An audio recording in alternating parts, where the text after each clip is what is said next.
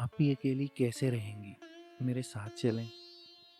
میرے کندھے سے لگی روتی ہوئی گڑیا نے سرگوشی میں پھر وہی بات کہی جو وہ گزشتہ کئی دنوں سے کہہ رہی تھی، اور میں اپنے آنسو پینے میں لگی ہوئی تھی، اس لیے اسے تسلی کے دو لفظ نہیں کہہ سکی، بس دھیرے دھیرے اس کا سر تھپکتی رہی۔ پیچھے سے نوشی نے مجھے ٹہوکا مارا، تب میں نے گڑیا کو خود سے الگ کر کے اس کا ہاتھ سرمد کے ہاتھ میں تھما دیا۔ لڑکیاں رخصتی کا گیت گاتی ہوئی ان دونوں کے پیچھے چلنے لگیں۔ نوشی نے مجھے بھی آگے بڑھنے کو کہا، لیکن مجھ میں اب چلنے کی سکت نہیں تھی۔ وہیں ستون کا سہارا لے کر میں دھندلائی آنکھوں سے گڑیا کو جاتا ہوا دیکھتی رہی۔ سامنے دروازے کے دونوں پٹ پورے کھلے تھے، ایک کے بعد ایک ساری گاڑیاں میری نظروں کے سامنے سے گزر گئیں۔ اس کے بعد مہمانوں کے جانے کا سلسلہ شروع ہوا تو ایک ایک نے میرے پاس رک کر گڑیا کی شادی کی مبارکباد دینے کے ساتھ ساتھ میرے حوصلے اور قربانی کو سراہا تھا۔ کچھ دیر میں سارا گھر خالی ہو گیا تو ایک دم سے خاموشی چھا گئی۔ میں نے جلدی سے جا کر دروازہ بند کیا، پھر پھیلاوا سمیٹنے کا سوچ رہی تھی کہ نوشی سیڑھیاں پھلانگتی ہوئی آ گئی۔ میں نے سوچا پہلے کپڑے بدل لوں، پھر تمہاری کچھ مدد کر سکوں گی۔ بتاؤ کیا کرنا ہے؟ برتن دھو دوں؟ نہیں، برتن وغیرہ صبح ماسی دھو دے گی، بس یہ دریاں اٹھوا دو، باقی کام صبح ہو جائیں گے، اس وقت تو کمر اکڑ گئی ہے، میں نے کہا، پھر اس کے ساتھ مل کر دریاں لپیٹ کر ایک طرف رکھنے لگی۔ اس کام سے فارغ ہو کر نوشی نے مزید کسی کام کا پوچھا تو میں نے منع کرنے کے ساتھ اس کا شکریہ ادا کیا۔ چلو اب سو جاؤ، بہت تھک گئی ہو تم، اور ہاں، اکیلے میں اگر ڈر لگے تو اوپر آ جانا۔ نوشی نے ہاتھ جھاڑتے ہوئے کہا تو مجھے ہنسی آ گئی۔ اچھی بات ہے، چائے پیو گی؟ نہیں بھائی، اور تم بھی مت پینا ورنہ جاگتی رہو گی۔ جاؤ سو جاؤ، مجھے بھی نیند آ رہی ہے۔ شکر ہے صبح چھٹی ہے ورنہ مشکل ہو جاتی۔ اچھا، شب بخیر۔ وہ مجھے کمرے کی طرف دھکیل کر سیڑھیاں چڑھ گئی تو میں نے رک کر برآمدے کی لائٹ آف کی، پھر کمرے میں آئی تھی۔ گزشتہ کئی دنوں سے میں گھن چکر بنی ہوئی تھی، اور اب جب سونے کے لیے لیٹی تو جوڑ جوڑ دکھ رہا تھا۔ اس پر ایک دم اکیلے ہو جانے کے خیال نے میری نیند اڑا دی تھی، حالانکہ میرے اندر کوئی ڈر، کوئی خوف نہیں تھا۔ اس کے برعکس گڑیا کی شادی کر کے میں اطمینان سے تھی اور بہت خوش کہ یہ آخری ذمہ داری بھی احسن طریقے سے ادا ہو گئی تھی۔ پھر بھی اکیلے پن کا احساس تو ہونا ہی تھا۔ کل تک گڑیا اسی کمرے میں میرے پلنگ سے پلنگ ملا کر سوتی تھی، اور آج صبح مہمانوں کے لیے جگہ بنانے کی خاطر نوشی نے اس کا پلنگ ہی کمرے سے نکال دیا تھا، جس سے کمرہ کھلا کھلا لگ رہا تھا، لیکن میں شاید اس کی عادی نہیں تھی، اسی لیے مجھے گھبراہٹ سی ہونے لگی۔ دل چاہا اسی وقت گڑیا کا پلنگ گھسیٹ کر لے آؤں، اور میں اٹھ کر بیٹھ بھی گئی۔ پھر خیال آیا کہ یہ کام میں اکیلی نہیں کر سکتی۔ کچھ مایوس سی ہو کر میں نے دوبارہ تکیے پر سر رکھا تھا کہ سماعتوں میں گھنٹیاں سی بجنے لگیں، اور جب تم اکیلی ہو جاؤ مجھے بلا لینا۔ کون؟ میرا دل زور زور سے دھڑکنے لگا۔ سینے پر ہاتھ رکھ کر میں نے ادھر ادھر دیکھا، کوئی نہیں تھا، لیکن آواز ابھی بھی آ رہی تھی۔ اف نہیں، اتنے برس بیت گئے، وہ میرے بلانے کا منتظر تو نہیں ہوگا؟ میں نے کروٹ بدل کر آنکھیں زور سے بند کر لیں۔ میں کوئی وعدہ نہیں کرتا، اور نہ یہ یقین سے کہہ رہا ہوں کہ تمہارے بلانے پر ضرور آؤں گا، لیکن آ بھی سکتا ہوں۔ ایک مبہم سی آس کے سہارے چھوڑ کر وہ مجھ سے رخصت ہوا تھا۔ جبھی تو اس تمام عرصے میں نے کبھی ماہو سال شمار نہیں کیے، لیکن میں اسے بھولی بھی نہیں تھی۔ گو کہ وہ ہر پل میرے ساتھ نہیں ہوتا تھا، لیکن اکثر یاد آتا تھا۔ شاید اس لیے کہ ہر پل میں ہر روز انہی راستوں سے گزرتی تھی جن پر کبھی وہ بھی میرے ساتھ ساتھ چلتا تھا، اور آفس بھی وہی تھا، پھر کیسے نہ وہ یاد آتا۔ البتہ اسے بلانے کا میں نے کبھی نہیں سوچا تھا، کیونکہ اس نے آنے کا یقین نہیں دلایا تھا، نہ کوئی وعدہ کیا تھا، اور اگر کرتا بھی تو اتنے برس بعد اسے کہاں یاد رہتا۔ میری طرح وہ بھی خاصا حقیقت پسند تھا۔ شاید زندگی کی تلخیوں نے ہمیں کچھ زیادہ ہی حقیقت پسند بنا دیا تھا۔ ہماری آنکھیں خواب افورڈ نہیں کر سکتی تھیں، اور اب تو میں خواب سے جانے کی عمر سے آگے نکل آئی تھی۔ جب ہی میں نے آنکھیں زور سے بند کر لی تھیں اور آوازوں کا راستہ روکنے کے لیے کانوں پر بھی ہاتھ رکھ لیے، لیکن ذہن کا کیا کرتی جس میں دریچے کھلتے جا رہے تھے۔ مجھے لگتا ہے میں تمہیں پسند کرنے لگا ہوں۔ پورے 1 سال کے بعد اس کے اعتراف پر میں بجائے خوش ہونے کے آزردگی میں گر کر بولی تھی، اس سے آگے کچھ اور مت کہنا، کہیں میں خود غرض نہ ہو جاؤں۔ کیا مطلب؟ وہ حیران تھا۔ میں اپنے بارے میں سوچنے لگی تو ان کا کیا ہوگا جن کی میں پہلے ماں اور پھر باپ بن گئی۔ نہیں عاطف، مجھے میرے مقصد سے نہیں ہٹانا، بہت گناہ گار ہوں گی میں۔ کس کی بات کر رہی ہو؟ اس نے کچھ ٹھٹک کر پوچھا تھا۔ اپنے چھوٹے بہن بھائی کی۔ پتہ ہے جب اماں کا انتقال ہوا اس وقت میں 12 سال کی تھی، اور اتنی سی عمر میں مونا، فواد اور گڑیا کی ماں بن گئی۔ پھر ابا کا بھی اسی طرح خیال رکھتی تھی جیسے اماں رکھتی تھی، گھر کے کام کاج اور اسکول بھی جانا۔ یوں لگتا تھا جیسے اماں کی روح بھی میرے اندر سما گئی ہے۔ جبھی تو کوئی کام رکا نہیں، سب چلتے رہے وقت کے ساتھ۔ میں پہلی بار اس کے سامنے اپنی زندگی کے اوراق الٹ رہی تھی۔ دیکھتے ہی دیکھتے مونا میرے برابر آ گئی، فواد اور گڑیا بھی مڈل کلاس میں آگے نکل آئے تو پھر میرا بوجھ ہلکا ہو گیا، اور ابا بھی شاید اسی انتظار میں تھے۔ انہوں نے فوراً ایک جگہ میری نسبت طے کر دی، کیونکہ آگے 2 بیٹیاں اور بھی تھیں، اسی لیے وہ جلد سے جلد میرے اور پھر مونا کے فرض سے سبکدوش ہونا چاہتے تھے، لیکن خدا کو شاید یہ منظور نہیں تھا۔ جبھی وہ میری ذمہ داری سے تو کیا نکلتے، الٹا سب کی ذمہ داریاں مجھ پر ڈال گئے۔ پتہ نہیں انہیں کیا ہوا تھا، ایک رات مجھے سوتے سے اٹھا کر کہنے لگے، جس طرح تو نے چھوٹوں کو ماں کی کمی محسوس نہیں ہونے دی، اسی طرح میری کمی بھی محسوس نہیں ہونے دینا۔ مجھے لگا تھا جیسے میں نے خواب میں دیکھا سنا ہے، لیکن جب صبح اٹھی تو ابا تھے ہی نہیں۔ میرے چیخ چیخ کر پکارنے پر بھی انہوں نے آنکھیں نہیں کھولیں۔ شاید میں حواس کھو بیٹھتی، لیکن ابا جو ذمہ داریاں مجھ پر ڈال گئے تھے، انہوں نے صرف مجھے اپنے آپ سے بیگانہ کیا، اور سب تو اسی طرح چلنے لگا تھا جیسے اماں کے بعد۔ اور جو وہ تمہاری نسبت طے ہوئی تھی، یہ بات پوچھتے ہوئے وہ کچھ متوحش سا تھا۔ وہاں میں نے مونا کی شادی کر دی، میں نے بتایا تو وہ گہری سانس کھینچ کر بولا، اچھا کیا، بہت اچھا کیا۔ ہاں، اور اب فواد اور گڑیاں ہیں، دعا کرو میں ان کے ساتھ بھی اچھا کر سکوں۔ فکر نہیں کرو، سب اچھا ہوگا۔ یہ بتاؤ میں تمہارے لیے کیا کر سکتا ہوں؟ اس نے بڑے خلوص سے پوچھا تھا۔ تمہیں کچھ نہیں کرنا، انتظار کرنے کو بھی نہیں کہوں گی، کیونکہ فواد ابھی میٹرک میں ہے، اور جب تک وہ اپنے پیروں پر کھڑا نہیں ہو جاتا اور میں گڑیا کی شادی نہیں کر لیتی، تب تک میں اپنے بارے میں نہیں سوچوں گی۔ میں نے صاف گوئی سے کہا تو وہ پرسوچ انداز میں سر ہلاتے ہوئے بولا تھا، اس میں تو بہت سال لگیں گے، فواد کو گریجویشن کرنے میں ہی 4 سال، اس کے بعد، اسی لیے میں نے تمہیں انتظار کرنے کو نہیں کہا۔ میں نے اسے حساب لگاتے دیکھ کر ٹوکا تھا۔ اس کے باوجود میں اپنے الفاظ واپس نہیں لوں گا، یعنی میں تمہیں پسند کرتا ہوں، بلکہ اس سے بھی زیادہ محبت کرتا ہوں، اور محبت کے ناطے اگر میں یہ کہوں کہ فواد اور گڑیا کے لیے ہم دونوں مل کر بھی نہیں۔ میرے فوراً منع کرنے پر وہ کچھ دیر خاموشی سے دیکھنے کے بعد بولا تھا، تمہیں شاید میری محبت پر بھروسہ نہیں ہے، یہ بات نہیں کرو۔ حالانکہ تم آج اعتراف کر رہے ہو، جبکہ میں بہت پہلے جان گئی تھی، اور بھروسہ نہ ہوتا تو میں تمہارے ساتھ یہاں آتی۔ پھر کیوں منع کر رہی ہو؟ اس لیے کہ میں محبت کو کسی آزمائش میں نہیں ڈالنا چاہتی۔ یہ 2-4 دن یا سال 6 مہینے کی بات نہیں۔ ابھی تو خود کہہ رہے تھے بہت سال لگیں گے، اور شادی کے بعد اتنے سال تمہیں بہت کٹھن لگیں گے۔ میری حد درجہ حقیقت پسندی پر اس وقت تو وہ خاموش ہو رہا، لیکن بعد میں شاید اسے بھی احساس ہو گیا تھا، جب بھی اس نے پھر کبھی اس موضوع کو نہیں چھیڑا۔ البتہ وقتاً فوقتاً مجھ سے فواد اور گڑیا کے بارے میں پوچھتا ضرور تھا، اور یہ کہ میرے ساتھ کوئی اور مسئلہ تو نہیں ہے۔ پھر گھما پھر آ کر یہ بھی ضرور کہتا کہ کسی بھی ضرورت کے لیے میں بلا جھجک اس سے کہہ سکتی ہوں، اور مجھے بھی یقین تھا کہ خدا نہ خواستہ کبھی کوئی ایسی ضرورت ہوئی تو میں صرف اسی سے رجوع کروں گی۔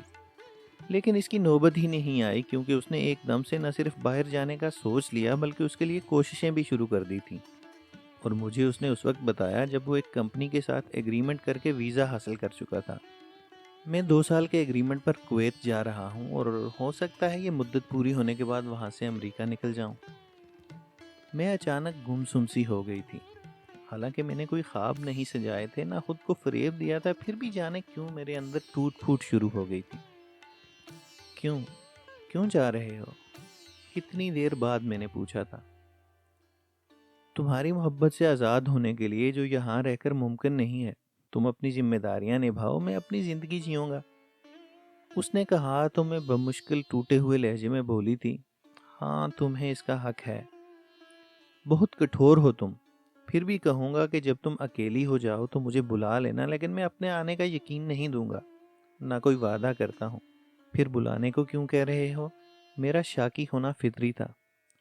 آ بھی سکتا ہوں، وہ مسکرایا تھا، اگر تمہاری محبت سے آزاد ہونے میں ناکام ہو گیا تب۔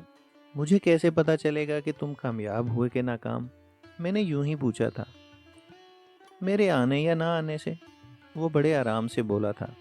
میرا آنا اس بات کا ثبوت ہوگا کہ میں تمہیں بلانے میں ناکام ہو گیا ہوں، اور نہ آنے کی صورت میں سمجھ لینا کہ نہیں، میں نے فوراً ٹوک کر کہا تھا۔ اس طرح تو میں ساری زندگی انتظار کرتی رہوں گی کہ شاید اب تم آ جاؤ، اب تم آ جاؤ۔ चलो ना आने की सूरत में मैं तुम्हें इत्तला दे दूंगा, लेकिन तुम मुझे लिखना ज़रूर कि अपनी जिम्मेदारियों से निकल कर अब तुम अपने बारे में सोचने लगी हो। उस वक्त तुम पता नहीं कहाँ होगे। लग रहा था जैसे हम अपने आप को और एक दूसरे को बहलाने की कोशिश कर रहे थे। तुम मेरे इसी पते पर खत लिखना, मैं जहाँ भी हुआ तुम्हारा खत मिल जाएगा। अच्छी बात है, अगर इस दौरान मेरी ज़िंदगी में कोई और ना आया तो तुम्हें खत ज़रूर लिखूंगी।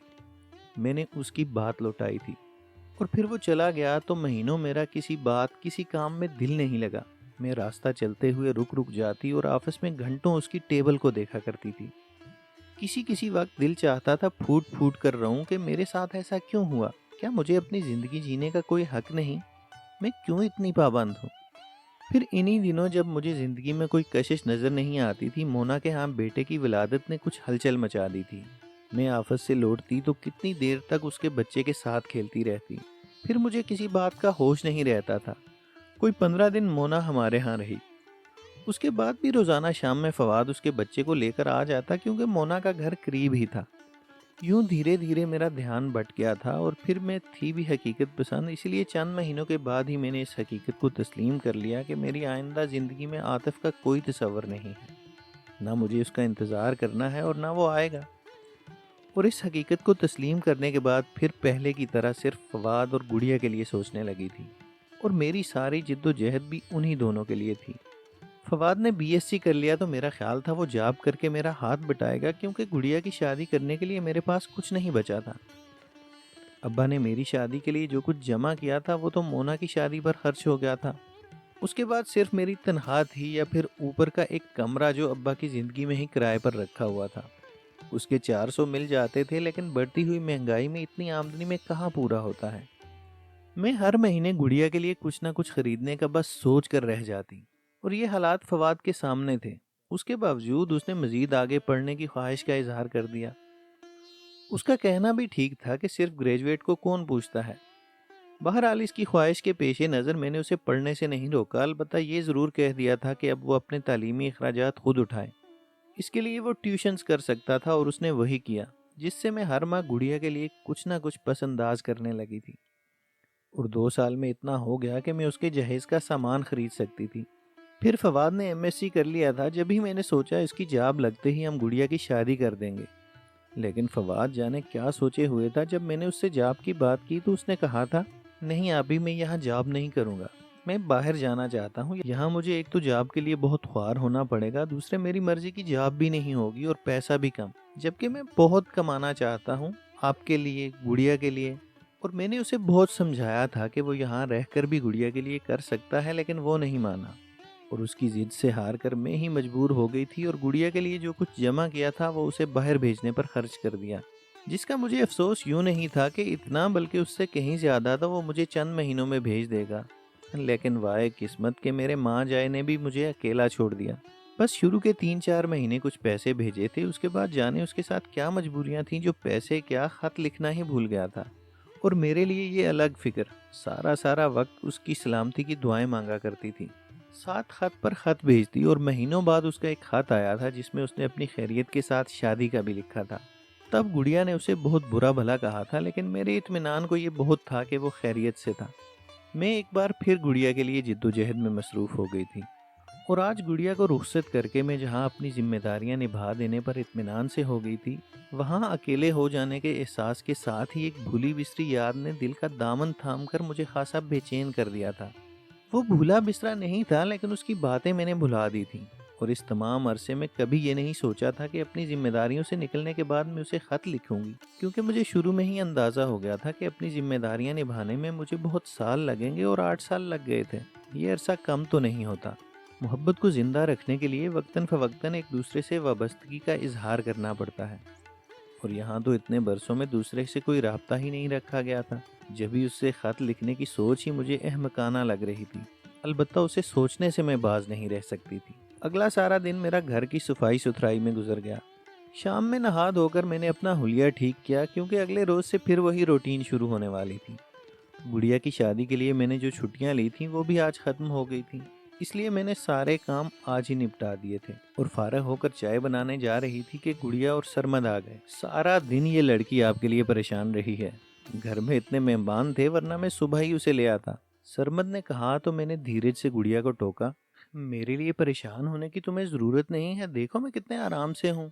मुझे आपके अकेले होने का ख्याल आ रहा था। मैं अकेली नहीं हूँ चंदा, ऊपर खाला और नौशी हैं, फिर कल से तो मेरा ऑफिस शुरू हो जाएगा। अच्छा तुम अब आराम से बैठो, मैं चाय लेकर आती हूँ। मैं गुड़िया का गाल थपक कर किचन में आ गई। फिर ज़्यादा दिन नहीं गुजरे थे कि मोना की सास मेरे लिए अपने रंडवे भतीजे का रिश्ता लेकर आ गई, जैसे मेरे गुड़िया से फारग होने के इंतज़ार में ही बैठी थी। बहरहाल मुझे इस वक्त पहली बार अपनी बढ़ती उम्र का एहसास हुआ था, और ये एहसास कोई ऐसा दुख देने वाला नहीं था जितना मुझे मोना की बात से हुआ था। आप ही तुम हाँ करो या ना, लेकिन इस हकीकत से नज़रें मत चुराना कि तुम्हारे लिए अब ऐसे ही रिश्ते आएंगे। मेरी वो बहन मुझे हकीकत बता रही थी जिसकी झोली में मैंने अपनी खुशियाँ डाली थीं। उस रात में पहली बार अपने बारे में सोचने लगी थी कि वो छम से आन मौजूद हुआ। तुम मुझे लिखना ज़रूर कि अपनी जिम्मेदारियों से निकल कर अब तुम अपने बारे में सोचने लगी हो। हाँ सोच रही हूँ। फिर मैं उसके तसव्वुर पर चीख पड़ी। तुम्हें क्यों लिखूं, तुमने कौन सा आने का वादा किया था? आ भी सकता हूँ। वो उस वक्त भी मुस्कुराया था और अभी भी मुस्कुरा रहा था। झूठे हो तुम, पक्के झूठे। मैंने सख्ती से उसके ख्याल को झटका था, लेकिन वो भी एक ढीठ था, हर रोज चला आता जैसे मोना हर रोज आ रही थी। आप ही तुम सारी जिंदगी इस तरह नहीं रह सकती। अभी कुछ हिम्मत है तुम में जो नौकरी कर रही हो, जब रिटायर हो जाओगी तब क्या करोगी? भाई वही है जिसने पलट कर खबर नहीं ली। वो यहाँ होता तो और बात थी, उसके बीवी बच्चों के साथ तुम रह सकती थी, अकेली नहीं रह सकती। लोग अभी से बातें बनाने लगे हैं। लोग अब बातें बनाने लगे हैं? क्यों? अब क्या मैं दुनिया से निराला काम करने लगी हूँ? मुझे गुस्सा आ गया था। उस वक्त जब मैं तुम सबके लिए घर से बाहर निकलती थी तब तो किसी ने कुछ नहीं कहा, इसलिए कि कहीं उनसे ना मांग बैठूं। मैं अभी भी किसी से नहीं मांगूंगी, समझी तुम?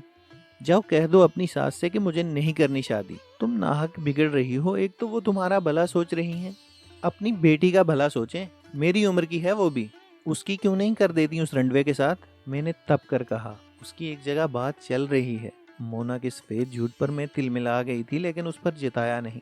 बहरहाल तुम्हारी सास को मेरी फिक्र करने की जरूरत नहीं, मेरी तरफ से उन्हें साफ जवाब दे दो। मोना कुछ नाराज होकर चली गई, जिसका मुझे अफसोस जरूर हुआ, लेकिन मैंने उसे रोका नहीं था। फिर अगले कई दिन में यूं ही उखड़ी उखड़ी सी रही, अपने आप झुंझलाती रही। कोई पास होता तो किसी बहाने लड़ झगड़ कर दिल की भड़ास निकाल सकती थी, लेकिन कोई नहीं था। गुड़िया भी सरमद के साथ मरी गई हुई थी, और ये भी अच्छा ही था, वरना उस बेचारी को मेरी बातें सुननी पड़ती। उस वक्त मुझे मोना पर गुस्सा आ रहा था, जो नाराज होकर गई थी तो उसके बाद से अपने बच्चों को भी मेरे पास नहीं आने दे रही थी। शायद इस तरह वो मेरे अकेलेपन को मुझ पर जताना चाह रही थी कि कोई मेरा साथ नहीं देगा। और मैं क्या जानती नहीं थी, मैंने तो उसी वक्त जान लिया था जब फवाद ने मेरा एहसास नहीं किया था। उसके बाद किसी से कोई उम्मीद रखकर मैंने कभी खुद को फरेब देने की कोशिश नहीं की थी। इसके बावजूद मुझे मोना का रवैया बहुत दुख दे रहा था, और उस पर गुस्सा भी आ रहा था, क्योंकि आज छुट्टी का सारा दिन मैं लाशऊरी तौर पर उसके बच्चों का इंतजार करती रही थी कि शायद उन्हें मेरी मोहब्बत खींच लाए, लेकिन कोई नहीं आया। तब मैं अपना ध्यान बिटाने के लिए नौशी और खाला के पास जा बैठी। ये दोनों माँ बेटी भी बस मेरी ही तरह थीं, कोई उनका पुरसाने हाल नहीं था। नौशी मेरी तरह जाब करती थी, और खाला को बस एक ही फिक्र थी कि किसी तरह नौशी का घर बस जाए। मैं जब भी जाती खाला यही मौजू लेकर बैठ जाती, और आज तो उन्होंने नौशी के साथ साथ मुझे भी शामिल कर लिया था। मैं जब आने लगी तो नौशी मेरे पीछे जीने तक आकर बोली, सुनो, तुम अब आज़ाद हो, मेरा मतलब है शादी कर सकती हो। तुम्हारी अम्मा ने जो कुछ कहा, क्या वो काफ़ी नहीं है जो अब तुम?